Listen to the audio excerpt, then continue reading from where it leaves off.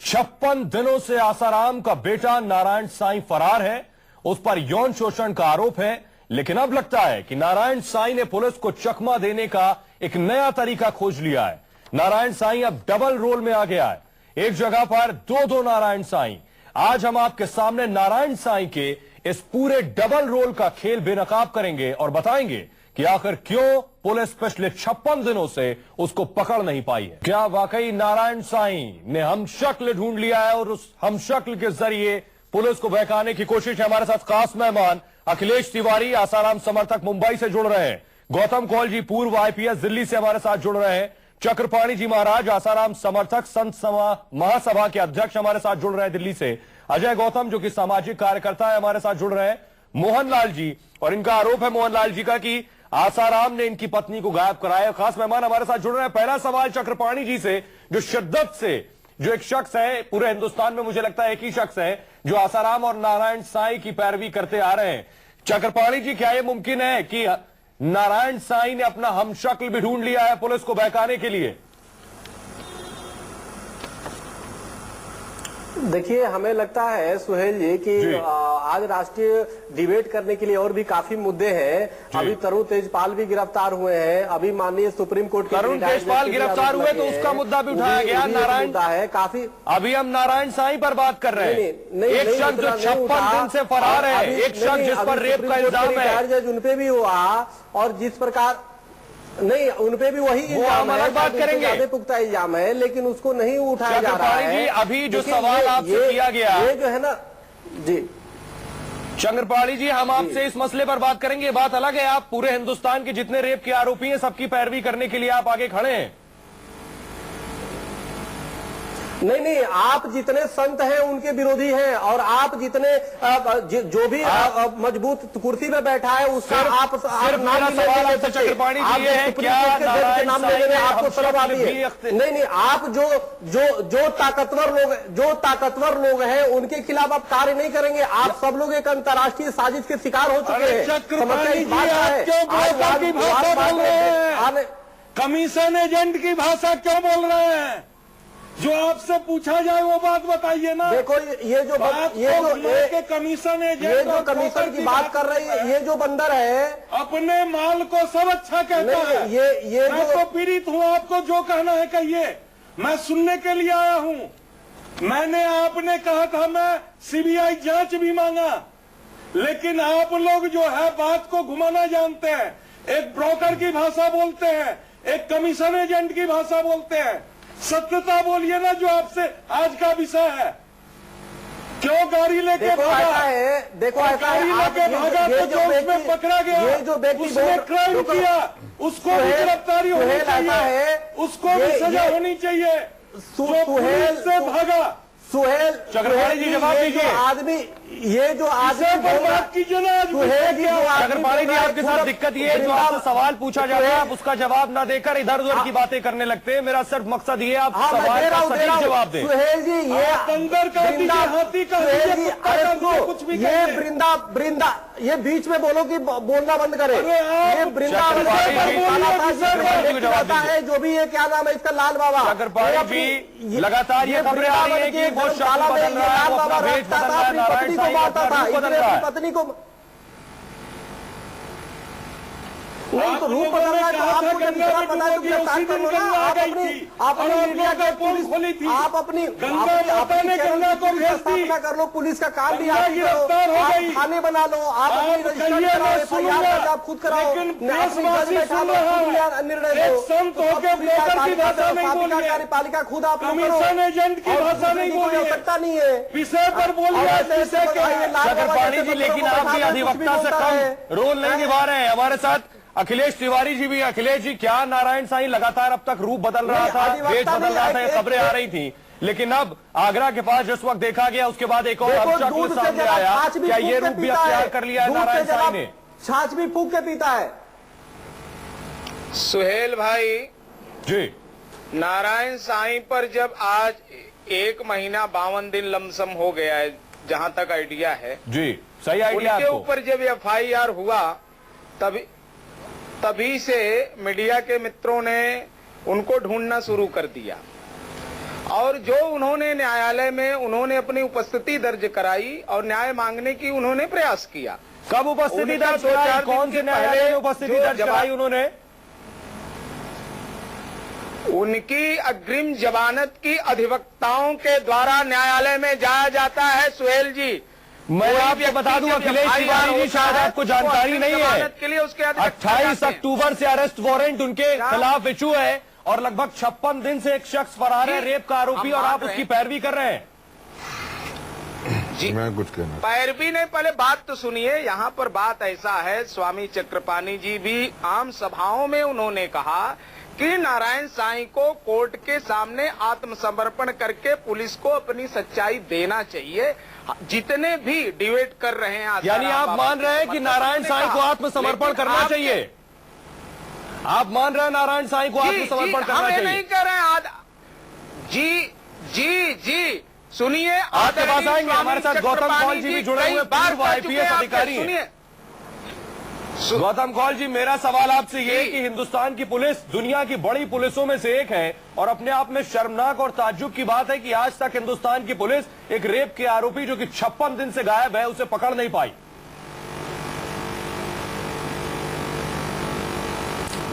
ऐसी कोई ताज्जुब की चीज नहीं है कि इतनी देर लग रही है। आप याद करें, जैसे का मर्डर केस में भी एक शख्स था जो कि बहुत अरसे तक जो था वो पुलिस के हाथ नहीं आया, और उसके बाद वो, यानी आप मान रहे हैं कि पुलिस की नाकामयाबी है ये? उसने उसको पकड़ा है और बहुत दूर से घूम घाम के उसको उठाया है। जी गौतम कौल जी, आप मान रहे हैं कि क्या जब नारायण साईं खुद चाहेगा, एक आरोपी खुद चाहेगा तभी वो पकड़ा जाएगा, पुलिस के बस का कुछ नहीं है? ऐसी कोई बात नहीं होनी चाहिए। मेरे ख्याल से पुलिस जो है वो हाथ पे हाथ लेके बैठी नहीं है, पर हाँ पुलिस की जानकारी में जो है वो थोड़ी सी कमी लग रही है, क्योंकि लेकिन अफसोस गौतम कौल जी, आपके जवाब से मुझे ऐसा लग रहा है कि पुलिस की असफलता जो है कामयाबी सामने नजर आ रही है, बदल रहा है। और इसके बारे में जो है जानकारी पुलिस को जो है उसके सूत्र जो है वो अजय गौतम जी, आप जवाब दे सकते हैं? कितना सवाल देखिए, ये 2008 के अंदर 2008 में सूरत के अंदर सीरियल बम ब्लास्ट हुए थे, जिसकी एडवाइजरी सूरत पुलिस ने 10 दिन पहले जारी कर दी थी और 15 दिन के अंदर जो भी जितने एक्यूज थे उन सबको बिहार से अरेस्ट कर लिया था। जहां एक आदमी जिसको सारी दुनिया जिसका चेहरा जानती है, जिससे हर इस देश के व्यक्ति परिचित है और इस बदनामी के कारण तो पूरी दुनिया उससे परिचित है, और आज तक गुजरात की वो पुलिस जिसने दुनिया के बड़े बड़े आतंकवादियों का एनकाउंटर कर दिया, क्या वो एक व्यक्ति को नहीं पकड़ सकती? जबकि उतनी सक्षम है, इतने साधन हमारे पास है, जिसके खिलाफ लुकआउट नोटिस जारी है, जिसके खिलाफ एनबीडब्ल्यू इशू है, जिसके खिलाफ जिसको सीआरपीसी 82, 83 की धारा जो है उसके खिलाफ लग चुकी है, जिसे भगोड़ा घोषित कर दिया गया, जिसके ऊपर इनाम लग गया। कहीं ना कहीं पुलिस की जो भूमिका है इस पूरे मामले में संदिग्ध। अजय जी, मेरा सवाल अजय गौतम जी, मेरा सवाल ये कि क्या एक शख्स जो खुद को स्वयंभू भगवान बोलता हो, एक शख्स खुद को श्री कृष्ण बोलता हो, काला जादू करता हो, क्या वो इतना शातिर भी हो सकता है कि न सिर्फ वो अपने रूप बदल रहा है बल्कि अपने हमशक्ल भी साथ लेकर चल रहा है पुलिस को भरमाने के लिए? सोहेल साहब, आज इस देश का जो सबसे बड़ा दुर्भाग्य वो यही है कि मैगी बनने में भी 2 मिनट लगते हैं, लेकिन कोई भी व्यक्ति 5 मीटर भगवा कपड़ा अपने ऊपर ओढ़ लेता है और वो अपने आप को संत घोषित कर देता है, स्वयंभू भगवान घोषित कर देता है, संतों की पैरवी करने के लिए लग जाता है। आज देखिए, आप दुनिया की कोई भी सभ्यता उठा लीजिए, कोई भी धर्म उठा लीजिए, वह संत बनने की, साधु बनने की एक जो है परंपरा है, उनके एक अपने निश्चित नियम है। लेकिन इस देश के अंदर आप मुझे बताइए, इस देश में कौन सा संत कह रहे हैं, कौन सा संत है जिसकी जो भी शख्स भगवा पहन लेता है खुद को संत कहता है? ये सिर्फ इशारा नारायण साईं की तरफ नहीं, आपकी तरफ भी है शायद। देखिए, मैं कहता हूं कि अगर स्वामी चक्रपाणी उर्फ राजेश श्रीवास्तव उर्फ राजेश भारती वो कहते हैं कि वो संत है, और एक साधारण सा सवाल कोई पूछे, आप संत हैं, संत होने का प्रमाण दीजिए, भारत सरकार ने क्या आपके लिए कोई आईडी इशू किया? चक्रपाणी जवाब दीजिए। है क्या हमारे जो हमारे यहाँ 2 लॉ है, कॉन्स्टिट्यूशनल लॉ है और एक कस्टमरी लॉ है। कस्टमरी लॉ वो लॉ होता है जो परंपराओं के आधार पर माना जाता है। कौन सी ऐसी चीज है जिससे कोई व्यक्ति में मेरा इशारा चक्रपाणी की तरफ नहीं है, मेरा इशारा अपनी तरफ है कि अगर कल को मैं इसी तरीके का भगवा वेश पहन के इस कुर्सी पर बैठ जाऊं, एक सोसाइटी रजिस्टर्ड करा लूं संतों के नाम से, तो क्या आप मुझे संत मान लेंगे? मेरे पास कौन सा ऐसा कॉन्स्टिट्यूशनल प्रूफ है ये साबित करने के लिए कि मैं संत हूं या मैं फ्रॉड हूं? अजय जी, चक्रपाणी जी जवाब देंगे इसका। देखो, ऐसा है पहली बात कि अजय जी हमारे लिए नहीं बोले हैं। दूसरी बात यह है कि इन्होंने जो शब्द बोले हैं कि सरकार कौन सा आई कार्ड किसको देखती है, सरकारें संत नहीं बनाया करती, सरकार का काम नहीं है। और काफी टीवी चैनलों पे संत तो टीवी चैनल वाले लोग बनाते हैं, उसमें अनेक चक्रपाणी जी आपके मुंह से बातें अच्छी नहीं लग रही हैं। लेकिन चक्रपाणी जी आपके मुंह से बातें अच्छी नहीं लग रही है कि सरकारें संत नहीं बनाती, सरकार ने नारायण साईं को भी नहीं बनाया। चक्रपाणी जी मदर टेरेसा को संत बनाया था, उनको उनके लिए बाकायदा एक कॉन्स्टिट्यूशनल अथॉरिटी थी क्रिश्चियन धर्म के अंदर, जिन्होंने मरने के बाद उन्होंने कौड़ियों की सेवा करी, अनाथ बच्चों को पाला, तब उन्हें संत बनाया गया। आप मुझे बताओ, मैं आपकी बात नहीं कर रहा, कल को कोई जेब काटने वाला पुलिस से बचने के लिए भगवा ओढ़ के ये अपने नाम का संत का नाम का आईडी कार्ड बनवा ले, तो क्या हमें उसे संत मान लेना चाहिए? मेरा सीधा प्रश्न आपसे है ये। चक्रपाणी जी आप संक्षेप में जवाब दें, अखिलेश तिवारी से जवाब लेंगे। और ये तो लड़ाई हमारी शुरू से रही है। मैं ये पूछना चाहता हूं सुहेल भाई के नाम पे गिरुआ बोल लेते हैं। गौतम जी जो कह रहे हैं, यही तो मैं लाल बाबा के लिए बोल रहा हूँ। धर्म के आड़ में धार्मिक चोला पहन के धर्म का व्यापार खोल दीजिए। भारत में तो यही चल रहा है, पूरे विश्व में।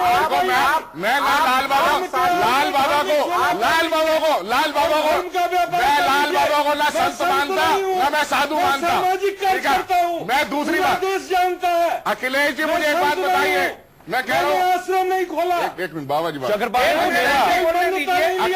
अखिलेश जी और चक्रपाणी जी मुझे एक बात बताइए छोटी सी, क्या कोई भी व्यक्ति, अभी पीछे कितने हुए, एक व्यक्ति दिल्ली के अंदर संत भी बना हुआ था और वो वैश्यवृत्ति का काम करता था, जिससे हमारे धर्म की कितनी बदनामी हुई। मेरा, आप दोनों हिंदू धर्म से जुड़े हुए, मेरा सीधा प्रश्न आपसे है, कल को कोई जेब कतरा शराब बेचने वाला अपने आप को संत घोषित कर दे तो क्या मान लेना चाहिए? सुनिए मेरी बात। गौतम जी, मैं बड़े सभ्य भाषा में कहना चाहूंगा कि जिस सरकार की आपने बात किया, वो सरकार भारत के सर्वोच्च न्यायालय में याचिका दायर करती, प्रतिज्ञा पत्र देती है कि राम काल्पनिक हैं, तो क्या आप इस देश राम को नहीं मानेगा? हम उसके विरोध में सुप्रीम कोर्ट के अंदर खड़े हुए, सुप्रीम कोर्ट के अंदर लोगों पर खड़े हुए। अखिलेश जी, राम की प्रामाणिकता के लिए किसी सरकार की आवश्यकता नहीं है, वो कस्टमरी लॉ है, वो कस्टमरी लॉ है। गौतम जी बोल, चक्रपाणी जी मेरा सवाल अखिलेश जी आपके पास आएंगे। चक्रपाणी जी मेरा सवाल आपसे सीधा है, अखिलेश जी आपके पास आएंगे, आपसे जवाब देंगे। चक्रपाणी जी मेरा सवाल ये कि 6 अक्टूबर को FIR दर्ज होती है एक शख्स के खिलाफ, 28 अक्टूबर को उसका गिरफ्तारी वारंट इशू होता है, 56 दिन लगभग इस बीच हो गए। क्या एक शख्स जिस पर रेप का इल्जाम हो, अखिलेश तिवारी जी भी मान रहे हैं कि उस शख्स को आकर आत्मसमर्पण करना चाहिए, न सिर्फ वेश बदल कर इस तरह घूमना चाहिए? सुहेल भाई, मैं ये कह रहा हूं कि जब उनके ऊपर FIR दर्ज हुआ तो उन्होंने न्यायालय में अपनी अग्रिम जमानत के लिए डाला, उनका भी अधिकार है। तो निश्चित तौर से हम लोग जो समर्थक लोग हैं, हम लोग जो पहले से कह रहे हैं कि उनको आना चाहिए। चक्रपाणी जी आप जवाब दीजिए। तो रिजेक्ट हो गया, चक्रपाणी जी को बोलने दीजिए। आमतौर पर चक्रपाणी जी ही सिर्फ बोलते हैं, आज उन्हें मौका नहीं मिल रहा। चक्रपाणी जी आप अपनी बात रखिए। तो जंतर मंतर पर क्यों नाटक किए हुए हैं? न्यायालय को भी कहा मान रहे हैं? चक्रपाणी जी जवाब दीजिए आप। जी बोलिए, जी बताइए, बोलिए। न्यायालय को भी आप क्या मान रहे हैं? चाहते बोलिए। न्यायालय में केस चल रहा है, न्यायालय की जो अपनी सीमा है उसमें न्यायालय काम कर रहा है, न्यायालय का जो न्याय होगा उसको मानिए। फिर जंतर मंतर पर नाटक क्यों? चक्रपाणी जी मेरा सवाल को क्यों धोखा? बोला जी।